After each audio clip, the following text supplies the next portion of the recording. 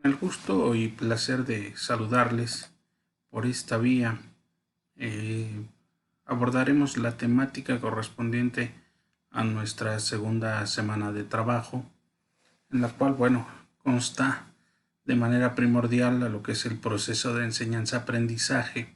En la primera parte del material ustedes encontrarán información acerca de la epistemología, información sumamente importante, la cual les va a dar un panorama de manera puntual acerca de cómo llegamos a cierta información, cómo podemos llegar a la verdad. De igual manera, encontramos información relativa a la didáctica, hacer esa diferencia entre la didáctica como ciencia, como arte y como tecnología. En cada uno de esos aspectos encontrarán distintos elementos de información que se pueden eslabonar y poder dar pauta precisamente a cada uno de los mismos.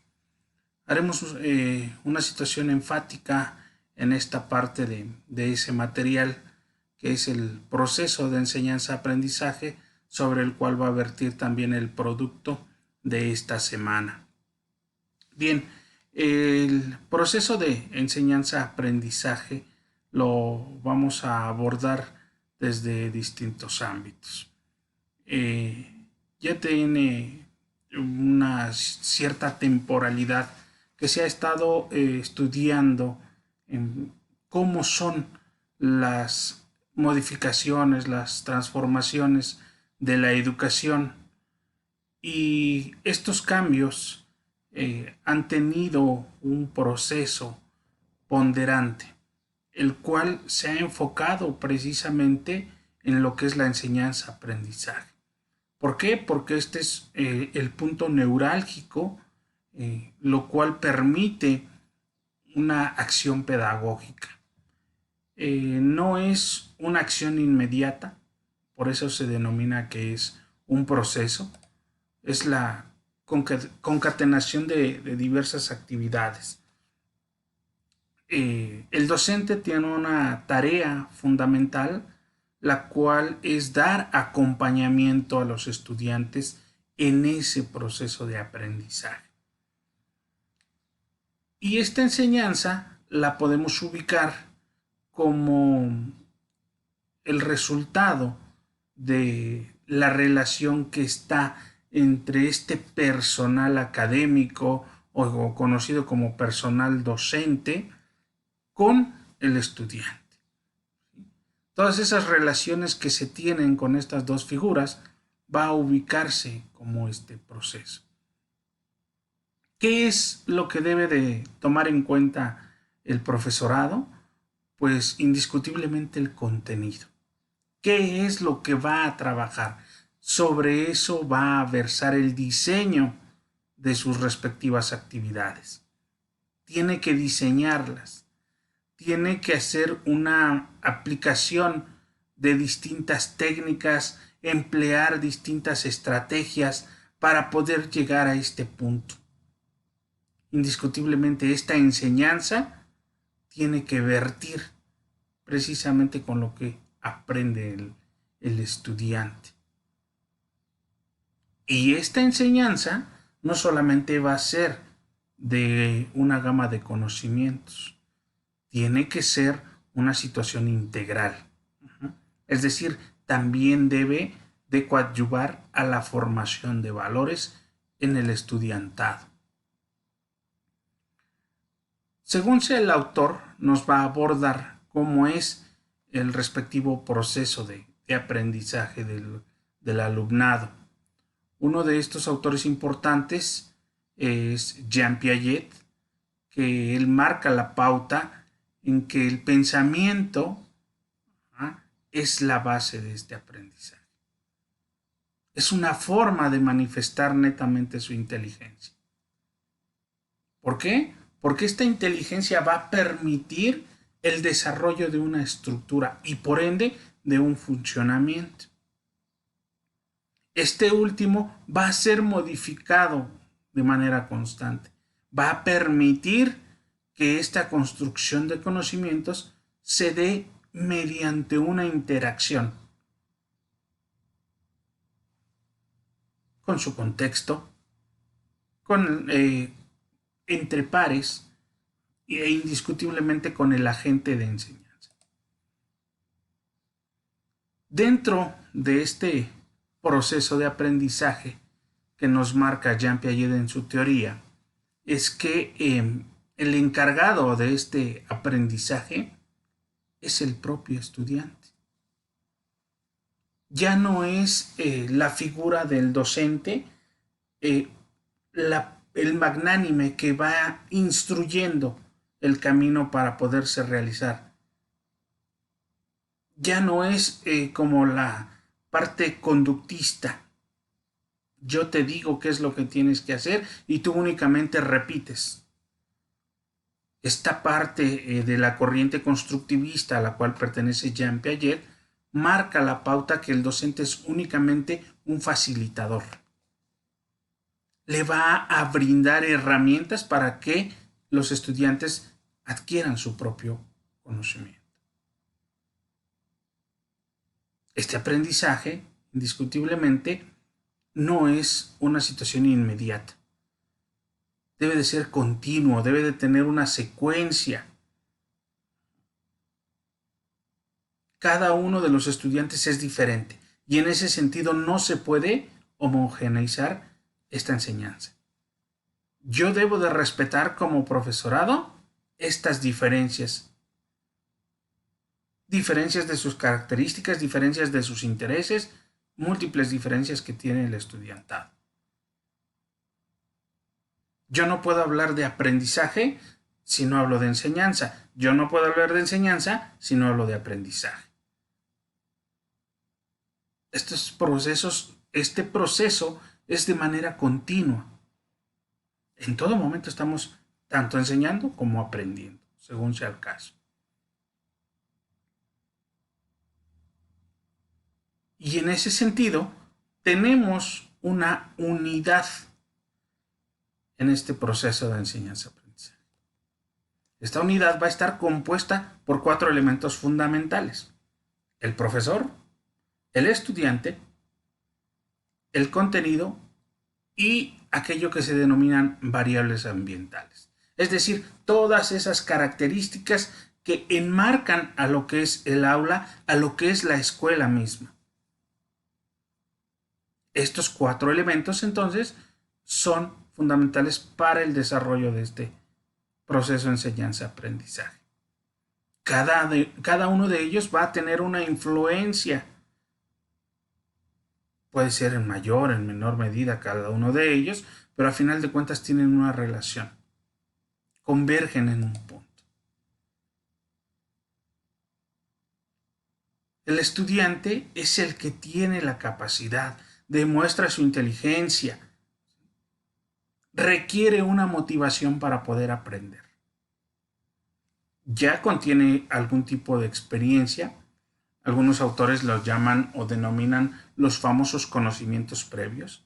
Nos dicen que ningún ente social nos va a marcar un desconocimiento total de algo. Dice, ya tenemos una idea. Esa idea son los conocimientos previos. El conocimiento es aquello que va a cobrar significado. Es aquello que tiene valor. ¿Por qué? Porque es aplicable en la vida práctica, en su día a día. En el aula, en el contexto escolar, es donde se da precisamente la esencia de este proceso.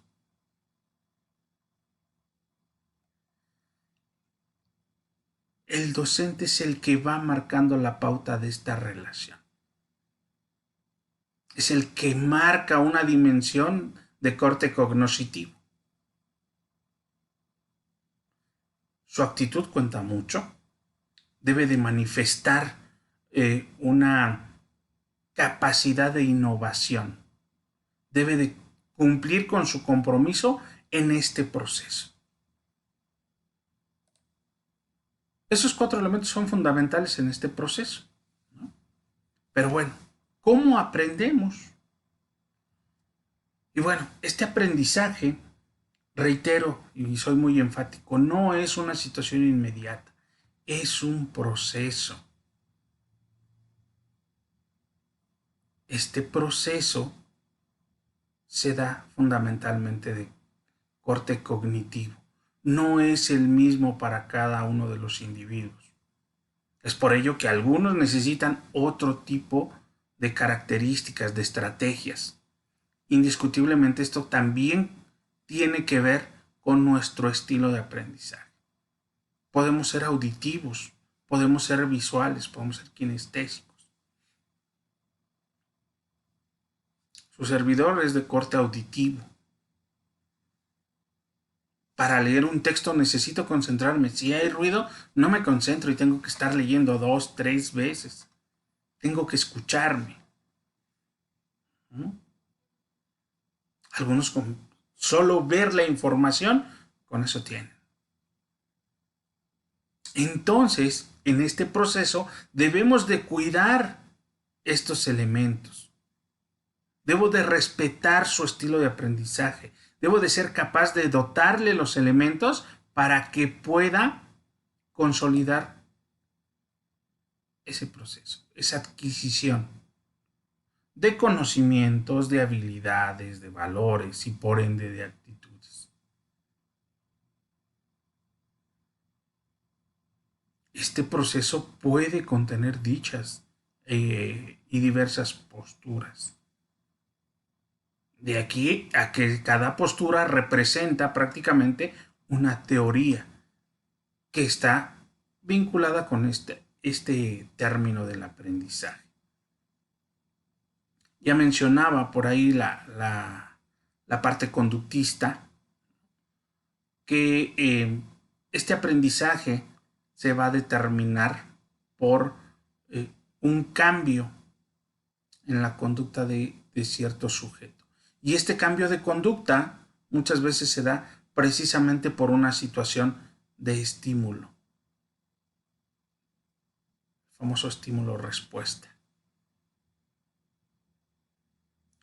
Recordemos por ahí ese experimento que manejó Iván Pavlov, ¿no?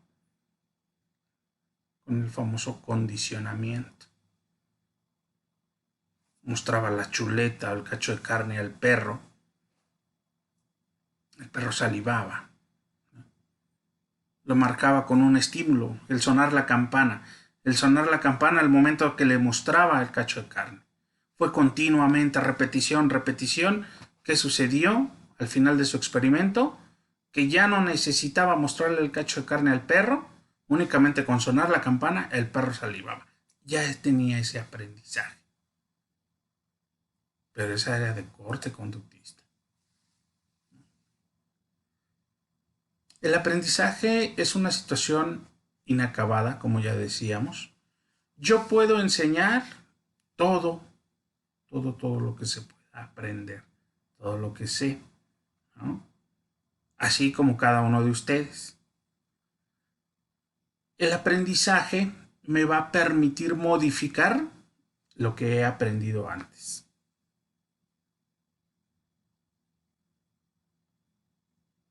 En una ocasión me enseñaron, ¿no?, que una figura de 3 lados se llama triángulo. Punto.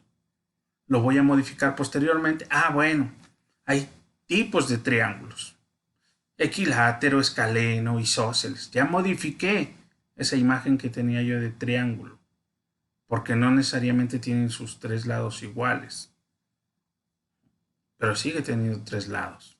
Ya estoy modificando eso.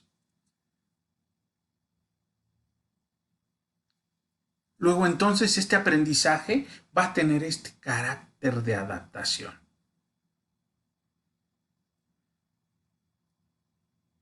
Esa adaptación es sumamente importante. ¿Por qué? Porque también va a permitir que tengamos un desarrollo de estas habilidades. Que seamos capaces de aprender bajo ciertas circunstancias.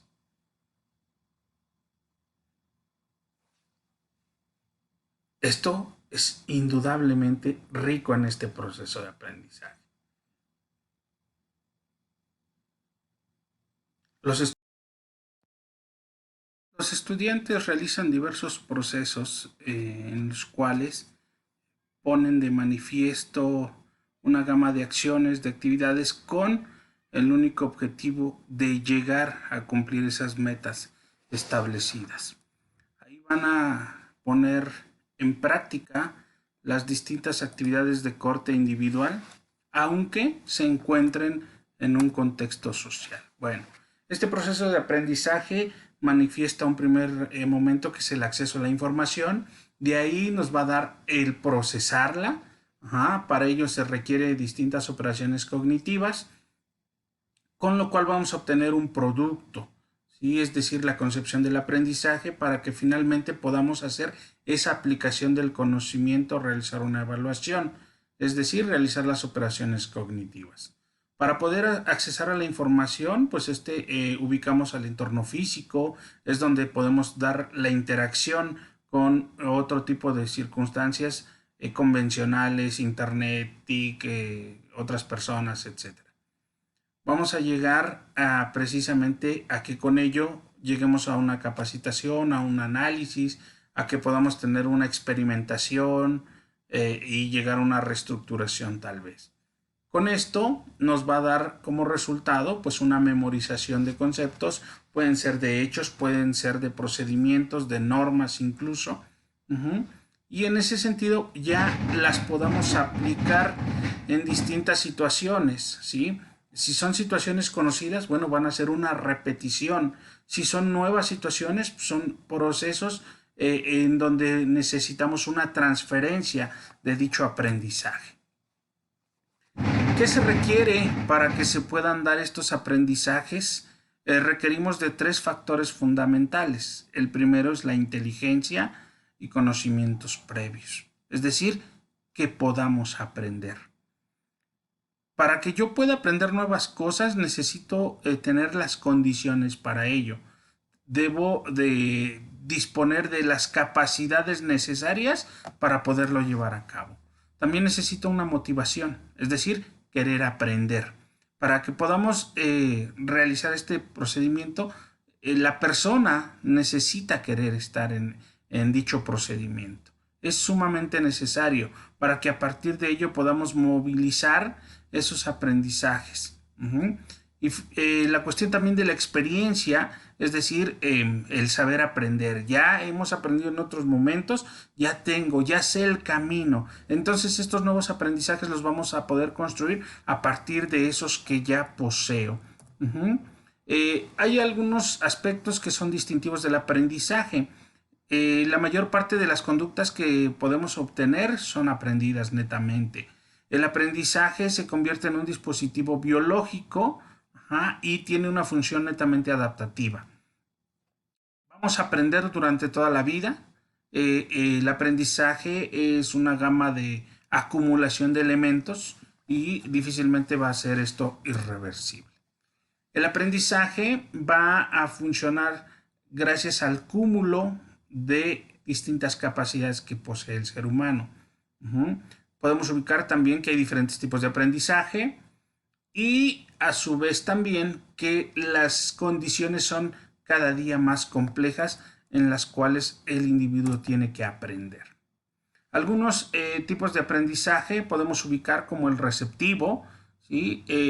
Los sujetos únicamente necesitan comprender el contenido para poderlo reproducir. No es una situación muy compleja, ¿sí? Requerimos tal vez una simple explicación de parte del profesorado, tal vez de un material impreso o incluso una información de corte audiovisual para poder realizar la tarea.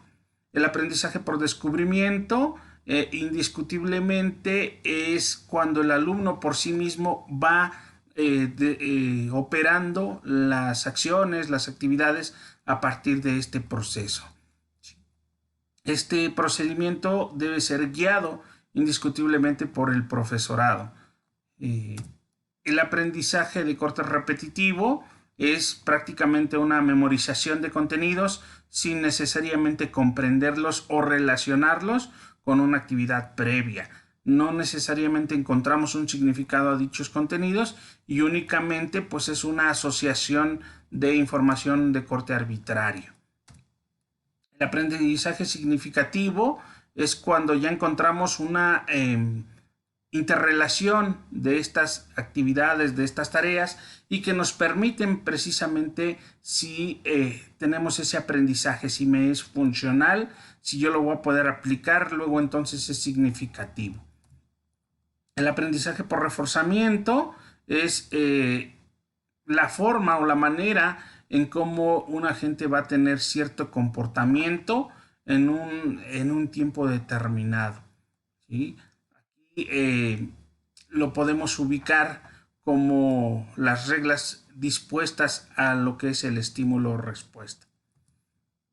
El aprendizaje por observación, aquí podemos manejar netamente una imitación, como también se le puede conocer, y en este tipo de aprendizaje podemos ubicar algunos pasos. El primero es la adquisición, es prácticamente observar el modelo para poder ubicar sus respectivas características puntuales. El segundo es la retención, es prácticamente almacenar en la memoria lo observado para que pueda establecer posteriormente un camino y poderlo recordar. El tercero es la ejecución y es prácticamente la reproducción de dicha conducta. Y finalmente son las consecuencias, ya que al imitar cierto modelo podemos tener un reforzamiento, puede ser positivo en cuanto a la aprobación de estas personas o negativo precisamente cuando tenemos la desaprobación de las mismas. Bueno, hoy en día también podemos hablar del aprendizaje combinado, que es lo que estamos viviendo en la actualidad. Una parte la podemos manejar como forma presencial, otra parte como forma virtual, y ahí es donde estamos manejando estos dos tipos de elementos. Para ello también podemos ubicar distintas corrientes interpretativas y que esto corresponde a la gama de teorías que se han dado para poder explicar precisamente el cómo aprendemos. Este tipo de teorías prácticamente nos van a hacer una descripción de los elementos en las cuales pasa el individuo en este proceso de aprendizaje. Tenemos dentro de ellas la perspectiva conductista, ¿no? Ahí podemos ubicar, por ejemplo, a Skinner, a Watson, por ejemplo, e incluso a Ivan Pavlov. También uno de ellos, Thorndike, en cuanto a su condicionamiento, y manejan conocimientos, leyes, mecanismos que son comunes para todos los individuos.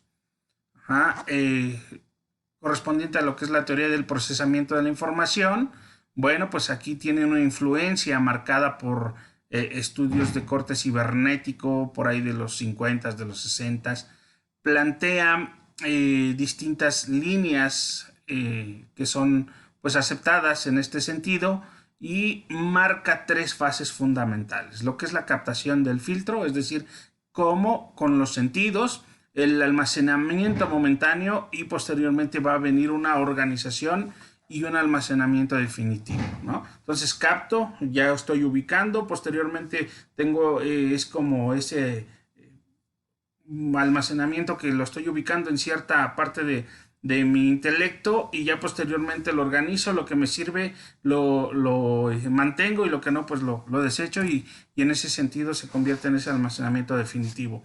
Esta perspectiva por descubrimiento también la ubicamos por Brunner, ¿no? Este aprendizaje por descubrimiento tiene gran importancia porque ubican netamente actividades reales en cuanto a los estudiantes. Hay una experimentación directa, hay una práctica de esta inducción, y en ese sentido pues marcamos una gama de estrategias de corte heurístico, ¿sí? El aprendizaje significativo, marcada por Ausubel, por Novak, ellos marcan que este aprendizaje debe y se requiere que sea significativo y no de corte memorístico. En ese sentido, los conocimientos de corte nuevo que vayan adquiriendo se tienen que relacionar con los anteriores para que le pueda dar las herramientas necesarias para este aprendizaje. El profesorado requiere de estructurar los contenidos de las actividades que tengan que realizar el alumnado para que estos conocimientos entonces precisamente sean significativos. ¿Qué implica? Pues que haya condiciones para el aprendizaje, que podamos relacionar estos conocimientos nuevos con los saberes previos, la utilización de organizadores, indiscutiblemente que estos aprendizajes sean de corte funcional. El enfoque cognitivo o el famoso cognitivismo de Gagné, y marca precisamente también las teorías del procesamiento de la información. Marca de manera muy puntual que el aprendizaje va a hacer una distinción de condiciones externas, internas, y además que este aprendizaje es un proceso netamente activo. Viene también el corte constructivista con Jean Piaget, tal vez con Vygotsky también, y en ellos plasman por ahí la epistemología de corte genético. Ahí marca sus famosas fases del desarrollo cognitivo, ¿no? Dentro de ellas encontramos la sensoriomotora, la preoperacional, la de operaciones concretas y operaciones formales. Obviamente estas corresponden a una etapa de edad del individuo para que se puedan desarrollar. Esta otra perspectiva que tiene que ver con el constructivismo, pero ya con un corte socioafectivo también, que es la línea que siguió netamente Vygotsky, y la marca también como este proceso personal en el cual se van a ir construyendo precisamente los conocimientos a partir de lo que ya se conoce. Es decir, debo de tener una conexión de mi experiencia personal con un conocimiento base y a pesar de un determinado contexto que me va a permitir hacer esta construcción netamente de un nuevo aprendizaje. También tenemos una situación del aprendizaje cooperativo que tiene un énfasis fundamental al producto que resultante de dicho proceso. Ahí hay un desarrollo de capacidades de corte investigativo, hay un trabajo colaborativo, hay una resolución de problemas, para que pueda llegar incluso a una mediación de conflictos y por ende una interacción social. El aprendizaje distribuido tiene una perspectiva consistente en las actividades de corte educativo, pero que estén soportadas por las TIC, las famosas tecnologías de la información y la comunicación. Indiscutiblemente tienen una base de corte también constructivista para que puedan realizar la gama de actividades posibles. Todo esto también nos va a permitir llegar a puntualizar la parte de los momentos y elementos didácticos en este proceso de enseñanza. Ya vimos este corte, estos tipos de aprendizaje, pero también necesitamos ubicar estos momentos y estos elementos. Bueno, ¿qué es un momento didáctico? Pues son las etapas que buscan precisamente tener un efectivo aprendizaje, ¿no? Requiere también de un orden, de una secuencia y obviamente que la estructura esté diseñada correctamente. Para ello es necesario elaborar un diagnóstico y obviamente que este diagnóstico pues es recoger la información que nos permita tener un acercamiento a ese contexto, a las interacciones que haya entre los actores, a las posibles problemáticas que puedan existir y en ese sentido, bueno, podamos ubicar el problema de estudio.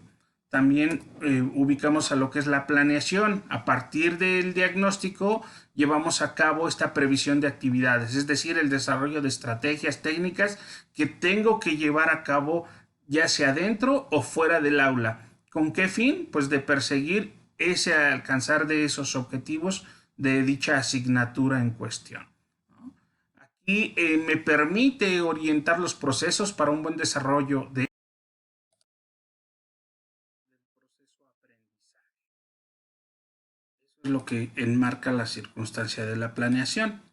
La planeación requiere que tomar en cuenta algunos elementos, como cuáles, las características de los estudiantes. ¿Esto qué me va a permitir?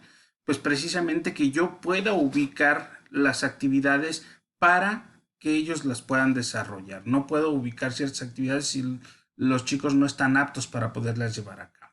También necesito los contenidos para poderlos relacionar con los conocimientos previos, ¿sí? Y en este sentido me dé pauta también a qué recursos pueda yo utilizar y que esto concatenado me permita alcanzar los objetivos que me marca la asignatura. Debo de elegir la metodología que sea la más idónea para poderlo llevar a cabo y que a su vez los criterios de evaluación que yo utilice permitan que dicha evidencia se pueda plasmar eso que los alumnos están aprendiendo, ese nivel que yo espero y ubico que los estudiantes puedan adquirir. Indiscutiblemente también debo de tomar en cuenta el contexto. ¿Por qué? Porque es fundamental. Si no puedo hablar de ciertas circunstancias cuando no están dentro de su contexto. Esto me va a llevar a una ejecución, ¿sí? Es decir, la práctica de lo que es este plan de clase. Esto va a permitir que esta puesta en marcha me aboque a lo que es la realidad de esto que yo he planeado. Posterior a ello, tengo que ubicar lo que es la evaluación. Me va a permitir que yo pueda certificar los resultados de los alumnos que obtuvieron en distintos momentos. Aquí es donde también es necesario ubicar una gama de interrogantes y que estas van a estar relacionadas precisamente con la labor, ¿no? ¿Para qué? Para que yo pueda tener estas valoraciones y en este sentido dar una retroalimentación, en el caso a los muchachos, en el caso del profesorado, dar una revaloración de las actividades, ¿sí? Retomar otro rumbo en este sentido porque no se ha podido obtener los resultados que se han querido. Bueno, pasemos a lo que son los elementos didácticos para finalizar nuestra temática. Estos elementos didácticos consideran varios frutos, varios resultados que podamos ubicar. Pero para ello es necesario que se pueda ubicar como elemento ponderante al alumnado. ¿Por qué el alumnado? Porque él es el protagonista de este aprendizaje. Para los alumnos es para quien existen las instituciones educativas, los programas de estudio, los sistemas educativos. Son el elemento esencial de este proceso. ¿Con quién interactúan los docentes? A ellos son los que se les fijan los conocimientos. Es el elemento más importante. ¿Qué requerimos también como elemento? Pues los objetivos educativos. Son aquellas oraciones que nos van a indicar las capacidades que tenemos o pretendemos desarrollar a lo largo de este proceso de trabajo, ¿sí? Estos objetivos deben de tener ciertas condiciones, como estar planteados de forma clara. Deben también tener la inclusión de contenidos transversales, es decir, lo que puedo ubicar en diversas asignaturas. Pero también deben de contar con una flexibilidad. Esto es de acuerdo a las características de los propios estudiantes.